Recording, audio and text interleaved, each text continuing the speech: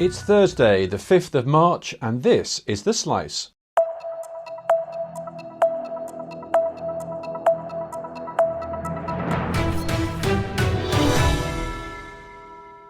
On the programme today, AT&T builds out its AI infrastructure, Telenor puts its AI factory to work, Orange details its sovereign cloud strategy, vehicle OEMs call for more 5G standalone, and the CPASS view of network APIs.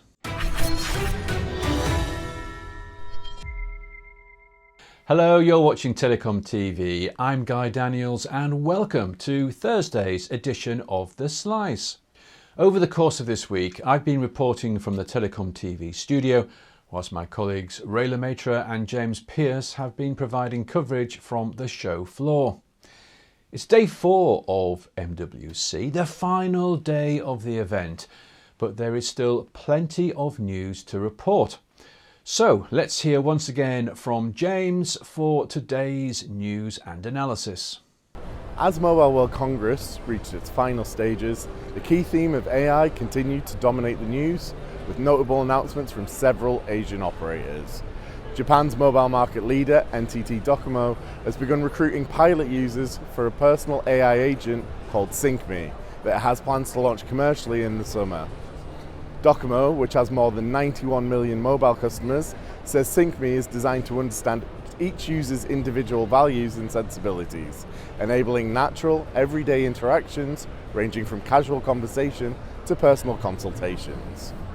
SK Telecom CEO Jung Jae-hoon met with 15 startups here at MWC this week and said the operator plans to revitalize South Korea's startup ecosystem in the next few years by becoming an AI partner to fledgling companies. He pledged to provide support for 500 startups during the next 5 years, starting with 80 this year alone. In recent years, the halls of the theatre have been packed not just with humans, but also with robots. But robotics at this year's event have taken a more humanoid guise, from the robot cafe demonstrated by China Mobile to walking and talking bots found on various other stands. KDDI demonstrated a robot shop assistant, and the Japanese operator has now revealed plans to roll these assistant bots out across its convenience stores in Japan. AI use cases and robots serve as a reminder of the cutting-edge technologies demonstrated at this year's Congress, but as the show comes to a close, it's worth remembering that despite all these amazing innovations, millions of people across the world still do not have access to connectivity. The industry is continuing efforts to overcome the digital poverty gap, with the GSMA announcing new pilot schemes for the Handset Affordability Coalition in 6 African countries. The GSMA Handset Affordability Coalition brings together mobile operators, OEMs, financing institutions, and international organizations to lower the cost of entry-level smartphones and boost digital inclusivity. Meanwhile, MTN struck a new Memorandum of Understanding with the UN Refugee Agency, which will provide meaningful connectivity and digital inclusion for displaced people across some of its key markets.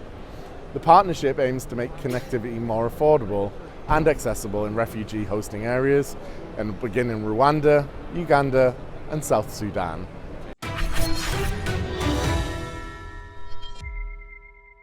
That was Telecom TV's editor James Pearce with his exclusive report from the MWC show floor. And don't forget to sign up for our daily 7 AM Insights newsletter for more detailed coverage from the editorial team. As we have discovered this week at MWC, AI is having a profound impact on telcos, changing how they build their networks and on the products and services they offer to customers. We asked Shawn Hakl, SVP of Product at AT&T Business, about this evolution and how it creates more engagement with their hyperscaler partners.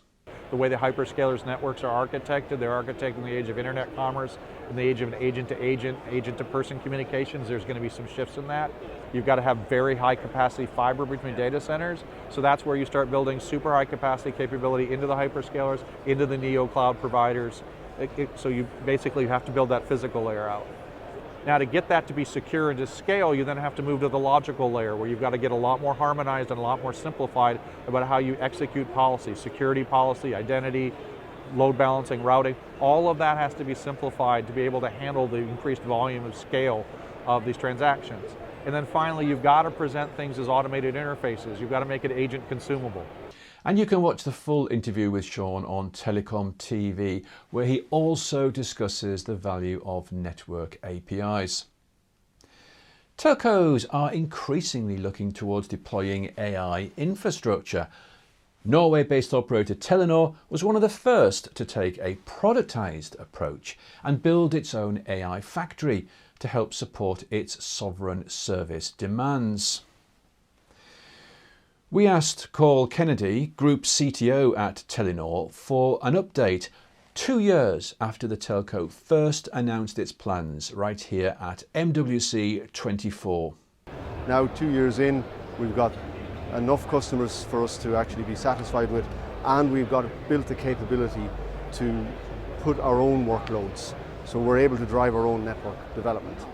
I think this has been a really innovative journey for Telenor. We've tried to shape it differently. We've built it as an MVP. We took it to market much earlier than we normally would. We're not the company that has bought 10,000 GPUs. We're buying hundreds of GPUs and we're scaling with our customers. And the other aspect is that I believe that our partners, NVIDIA and others, have learned a lot from working with us, because we've had to wrap telco-grade security around it and really make it work in a sovereign state. Carl also talked about the telco's broader sovereignty obligations and how AI is impacting operations across the entire group. And you can watch that soon right here on TelecomTV. And as we've been hearing all week, sovereignty, including sovereign AI, has become an important business consideration for telcos. Well, we spoke to Steve Jarrett, the Chief AI Officer for Orange, and asked how the telco builds on its core skills to support this new demand. For decades and decades, we've been providing really secure services in telecoms infrastructure to customers ranging from other large French enterprises and other enterprises across Europe and Africa to governments who have really, really stringent needs for sovereignty and security. And so we now have a product offering that ranges across all of those needs, from things that are based on public cloud to things that are based on trusted cloud, as well as sovereign cloud. And so Orange, I think, maybe uniquely, has this really strong set of portfolio like Blue, which is our joint investment with Microsoft and Capgemini on a sovereign cloud that runs Azure. And then we have our own offerings from Orange Business that run in our data centers in France. Steve also talks about the need for great data, having an experienced research team, and how AI fits into the new corporate strategy for Orange. And you can see that right here on TelecomTV. The 5G AA organisation brings together the global automotive industry with the telecom sector. And with 5G now a mature technology in many regions of the world, attention is turning to 5G standalone and distributed edge data centres. We asked Maxime Flament, CTO of the 5G AA, if he sees these as key developments for the evolution of vehicle connectivity ecosystems. One thing that is very important for the automotive is to have a vision on larger regions of the availability of these kind of solutions. So 5G standalone is great to have it in Germany or in UK, but we need to really have a perspective at the level of at the pan-European level or in other countries around the world.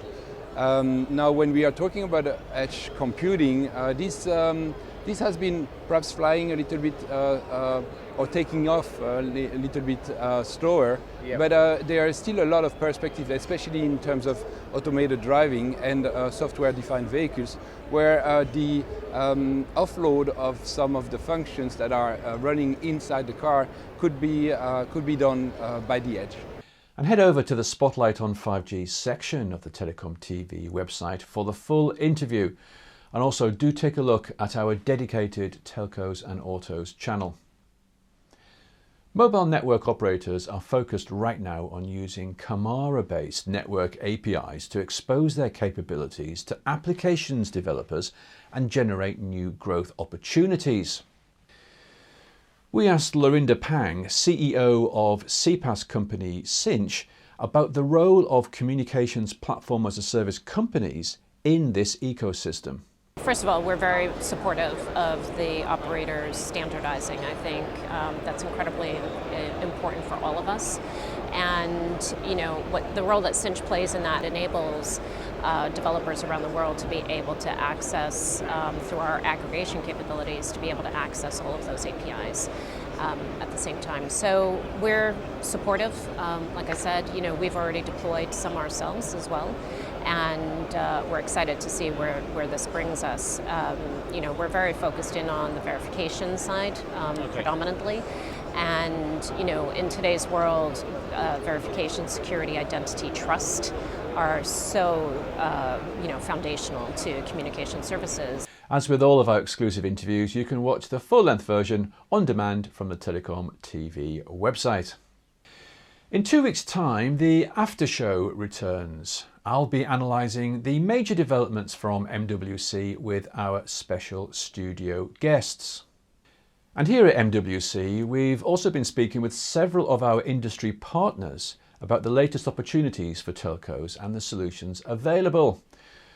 Final comment this week goes to Rami Rahim, EVP, President and GM of Networking at HPE. We asked him what he thinks is going to be the defining moment for telco networks.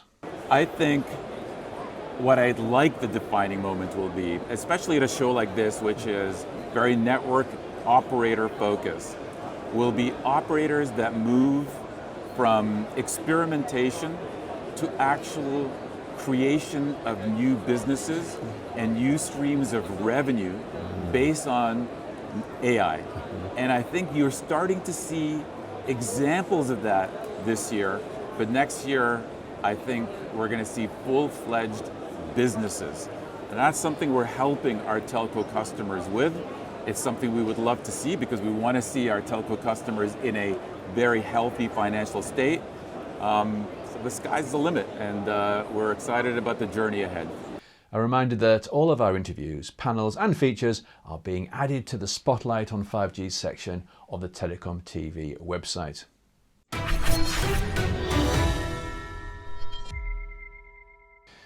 But before we go, it's time for a final update of our MWC bingo card. And hopefully you've already got your own, which was part of our special MWC preview report. It's still available to download, full of valuable insights from operators and vendors.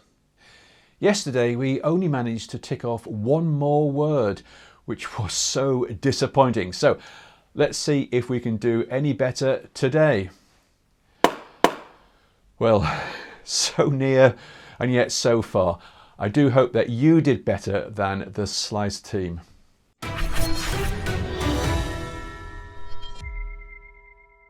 Well, that's all for today's edition of The Slice. Join us again in 2 weeks' time, once you've recovered from Barcelona, for the After Show programme, when I'll be joined by studio guests to look back at the most important news and developments from MWC 2026. Until then, from all of the team here at TelecomTV, here in the studio and also from the event in Barcelona, thank you so much for watching and goodbye.